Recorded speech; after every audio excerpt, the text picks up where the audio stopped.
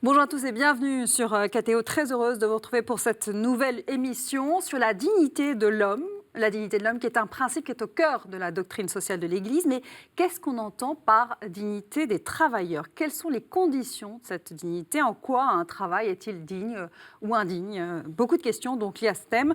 Questions auxquelles vous allez, messieurs, essayer de répondre comme chaque semaine. Bienvenue à vous, Jean-Eudes Tesson, chef d'entreprise.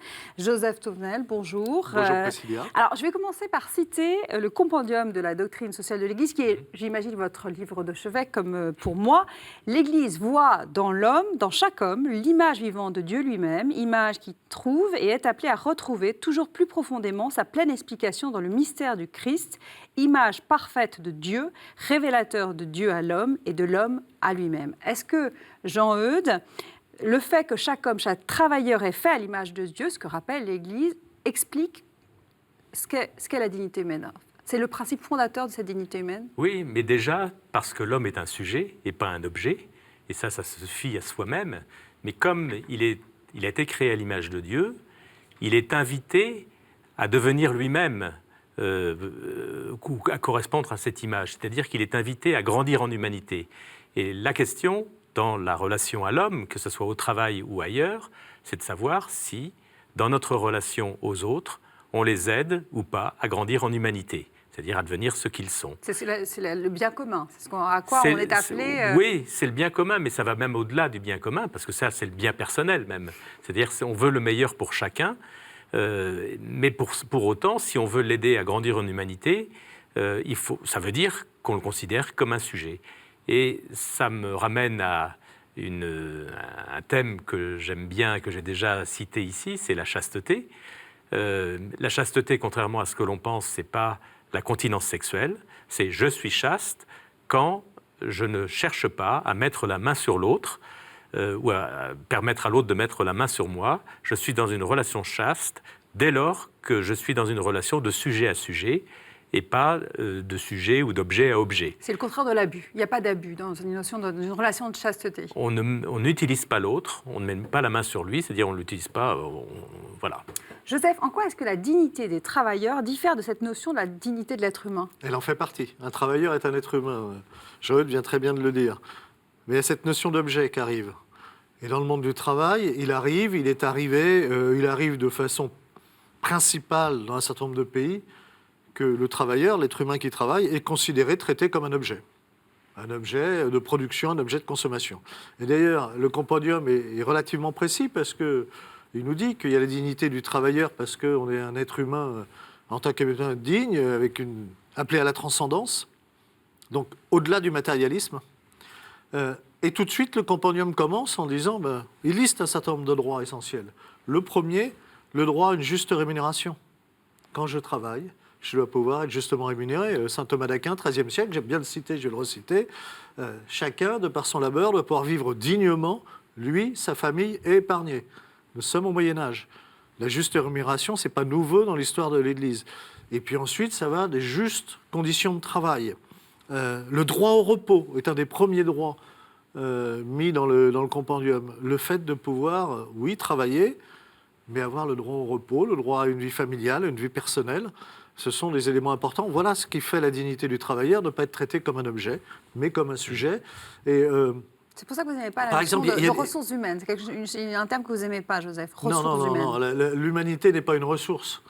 C'est justement la perversion d'un certain nombre de termes. On voit qu'au fur et à mesure du temps, les responsables des relations humaines sont devenus les responsables des ressources humaines. Je suis désolé, nous ne sommes pas une ressource dans laquelle on vient puiser et qu'on utilise. C'est ça que nous dit le compendium et la dignité passe par un certain nombre de droits, donc par un certain nombre de devoirs. Et il y a aussi, au-delà des conditions de travail, il y a n'importe quelle tâche n'est pas acceptable. Ce qui ne veut pas dire qu'une tâche...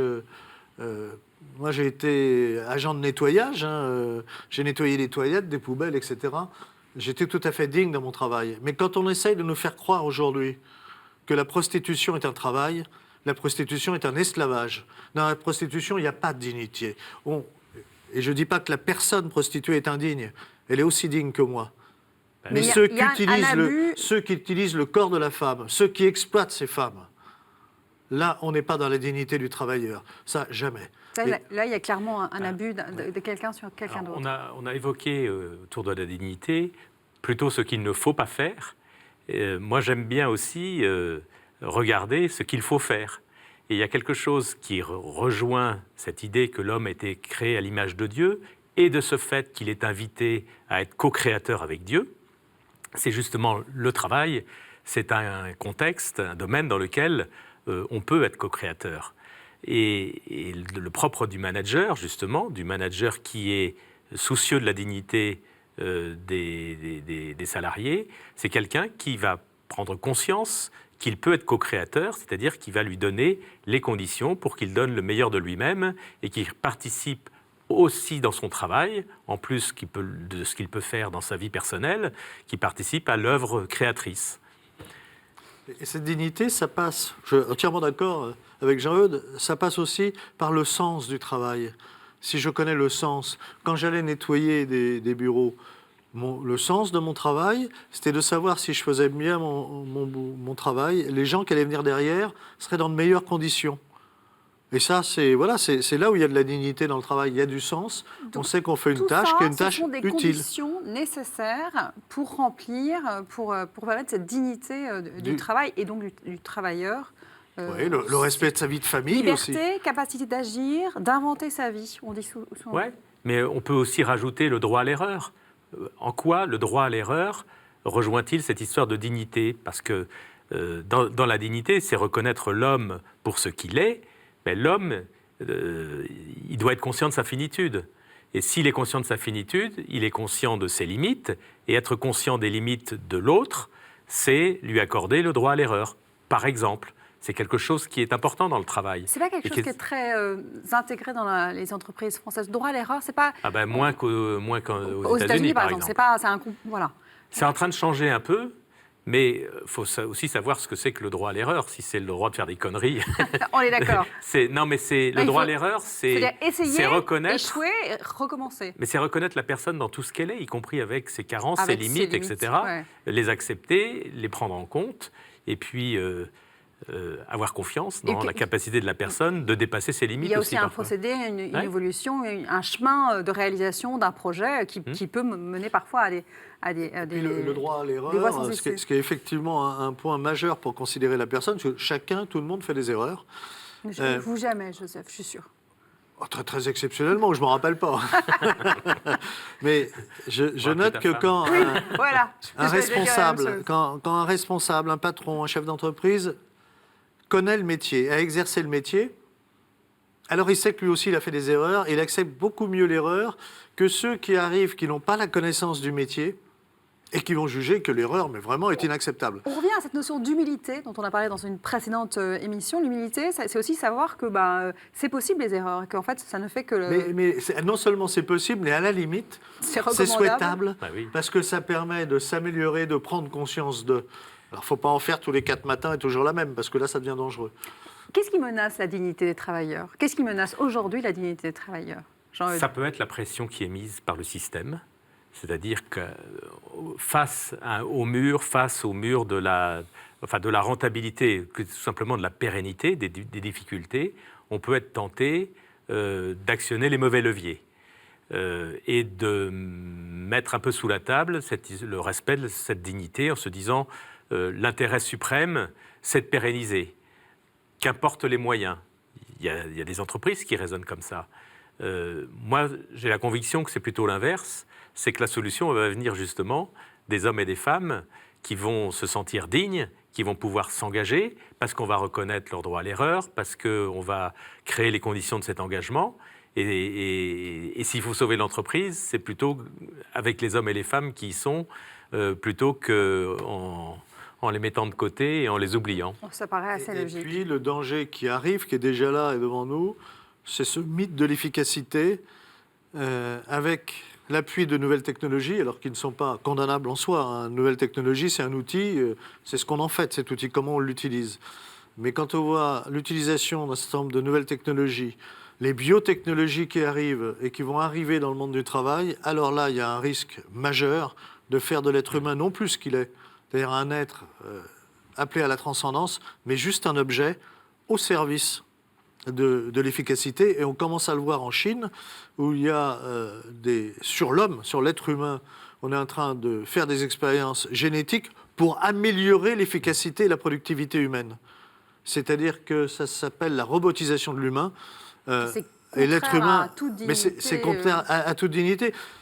Mais demain, on va nous proposer, il y a des gens qui doivent travailler la nuit, mais on va pouvoir jouer génétiquement pour ceux qui vont travailler la nuit, on va faire en sorte qu'ils voient dans le noir.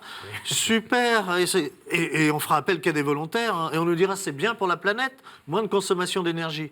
Attention à mettre la barrière, et si on ne sait pas ce qu'est l'homme, et c'est là où il y a l'importance pour moi de la CFTC dans le paysage syndical, c'est-à-dire qu'une organisation qui affirme que l'être humain est matière, mais également est appelé à la transcendance, à une dignité inaliénable en tant qu'être humain, c'est ce qui peut permettre de mettre la barrière entre cette efficacité, ce productivisme et le respect de la personne humaine. Jean-Eudes ?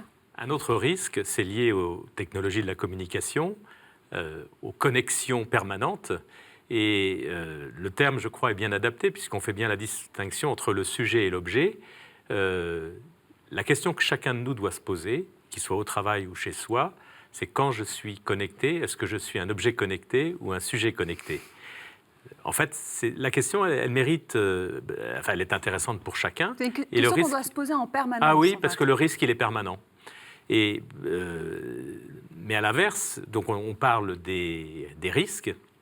Et pour moi, la solution, et je rejoins complètement ce que vient de dire Joseph, c'est l'introduction de l'anthropologie, ou en tout cas mettre des fondements anthropologiques dans nos entreprises, sur nos lieux de travail, mais d'une façon générale dans toute la vie. Dans toute la vie, on est d'accord. Mettre l'homme au centre. C'est l'erreur du matérialisme, de construire une société où on ne met pas l'anthropologie.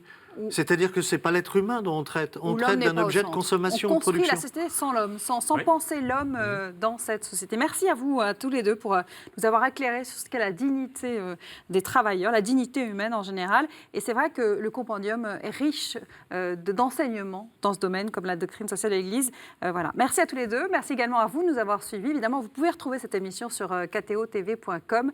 Et je vous dis à la semaine prochaine.